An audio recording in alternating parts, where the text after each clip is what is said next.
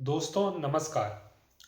दोस्तों आज की वीडियो हम एक कहानी से शुरू करते हैं। होता क्या है कि एक किसान, उसका बेटा और वह दोनों अपने गधे के साथ एक गांव से गुजर रहे होते हैं, क्योंकि उनको अपने गधे को आगे वाले गांव में बेचना होता है।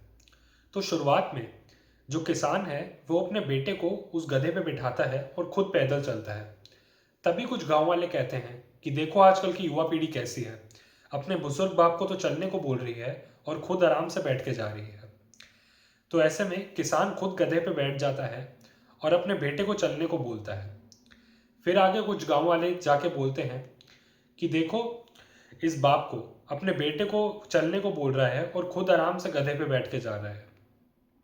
तो होता क्या है कि फिर किसान और उसका बेटा दोनों गधे पे बैठ के आगे चलते हैं। फिर आगे फिर कुछ गांव वाले बोलते हैं कि देखो इन दोनों को अपना पूरा बोझ एक गधे पे डाल के जा रहे हैं। तो दोस्तों इस कहानी से हमें सीखने को यह मिलता है कि हम चाहे कुछ भी कर लें, लोग कुछ ना कुछ बोलेंगे हमेशा।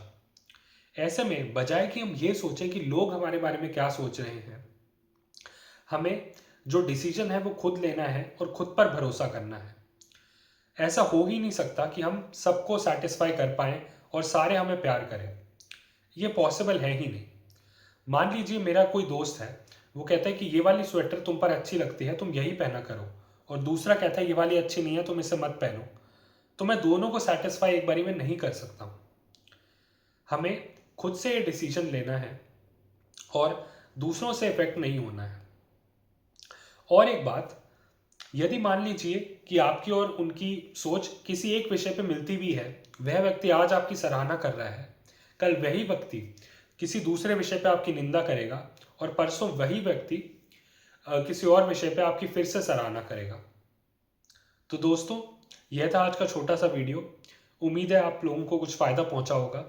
मेरी बातें सुनने का बहुत बहुत शुक्रिया। नमस्कार।